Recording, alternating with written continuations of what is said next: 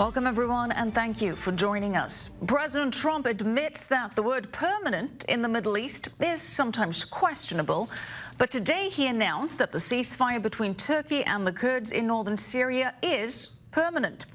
As part of this permanent ceasefire agreement, President Trump has lifted the economic sanctions against Turkey, but he said that they could be reinstated if Turkey, quote, does something we are not happy with.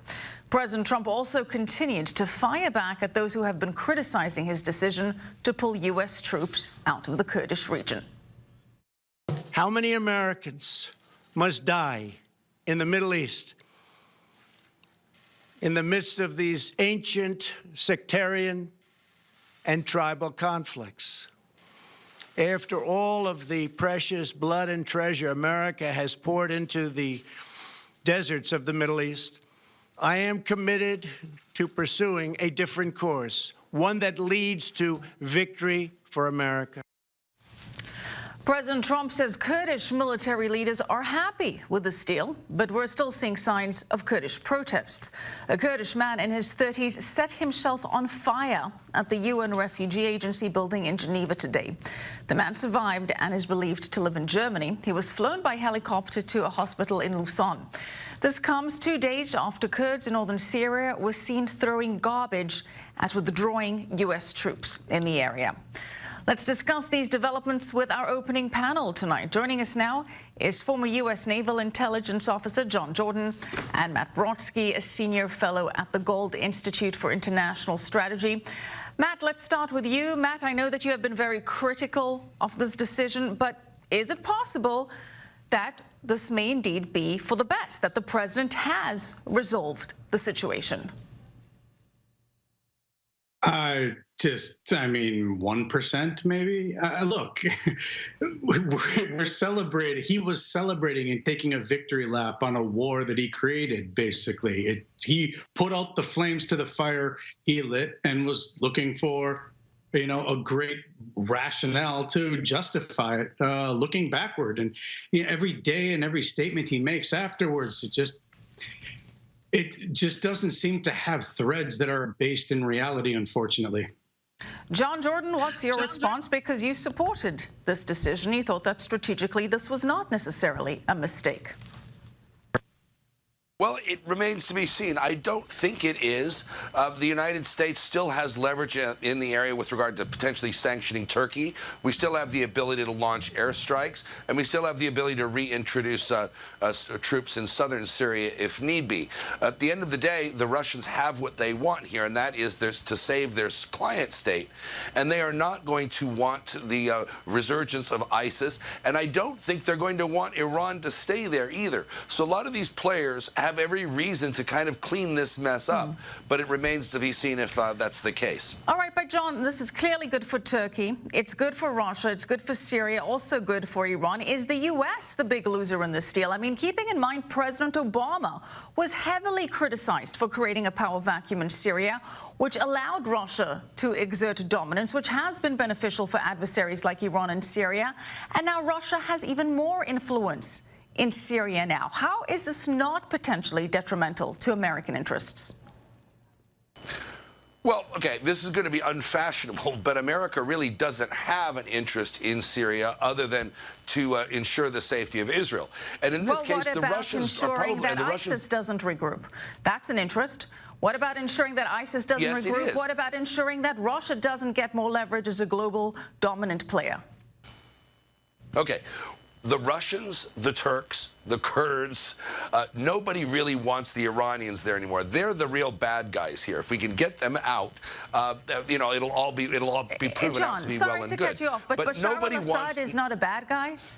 Syria's Bashar al-Assad, who uses chemical weapons against his own people, is not a bad guy. Okay, no, let me finish, Michelle. No, I'm not saying he's a good guy. Everybody knows he's a bad guy. But the U.S. has two choices here. I mean, the only alternative to Bashar al-Assad is the stationing of several 100,000 American soldiers. Is there the political will in this country to do that? And what is the political will of potential partners like the Turks and everybody else in the region? So the only way to get rid of Bashar is to station 200,000 or 300,000 American troops there. Otherwise, it can't be done. All right, Matt, to John's point, is this really America's problem? Is it more costly to the U.S. to exert itself in this conflict and get more involved? There doesn't seem to be much domestic appetite for further U.S. involvement in the Middle East. So what do you think about John's argument? Right. What we could have done and what Trump should have realized is that the plan he had was actually working precisely as it was.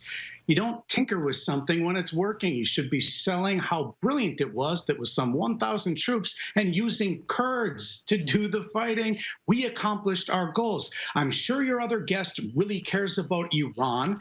And the fact is, Syria is the client of Iran. There's oil there, of course, that Iran wants to use, which means that our maximum pressure campaign on Iran is a joke if you're just letting Syria off the hook with Assad at the helm where he is. A frozen situation exactly where it was, how it was working is the unfortunate brilliance. All Trump needed to do was stand up, take a lap, and say, look at what I did. Compared to Afghanistan, where there's 14,000 troops that he apparently did not bring home, but promised to. He wants to fool you into thinking it's the same thing. All right, John, to Matt's point, was the U.S. getting a lot of bang for its buck, if you will, with a limited number of troops that it had in Syria, inasmuch that it seemed to be a prevention against Turkey launching this offensive on the Kurds and seemed to be enough of a deterrent which would ultimately help Iran's cause here? Okay, the U.S. troops were in Syria to to fight ISIS. ISIS is now largely defeated. Every other country has every reason to make sure that ISIS doesn't come back. The only way the 28 to 50 soldiers inside of that so-called security zone that Turkey occupied, the only way that the U.S. was going to be a deterrent is if the U.S. those troops had orders to fight Turkish troops.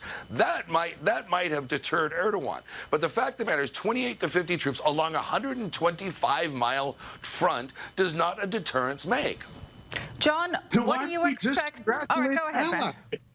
Why did we just congratulate an ally who was attacking us? We pulled out troops because an ally, right, a NATO ally that he likes, was about to attack us. So now we're giving them congratulations. It's one or the other. They got to pick one set of talking points and stick to it rather than just throwing a bunch more garbage at the wall and hoping something sticks.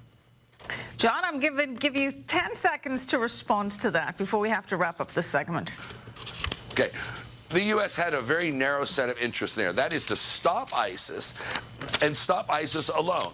The U.S. does not have a dog in the fight with regard to the Kurds versus the Turks, other than the Kurds were our allies in a very narrow sense, and that is to fight ISIS. And the Kurds are still in a position to do that because the Syrian government and the Russians, nobody wants ISIS to be coming back. And I don't think that they will be.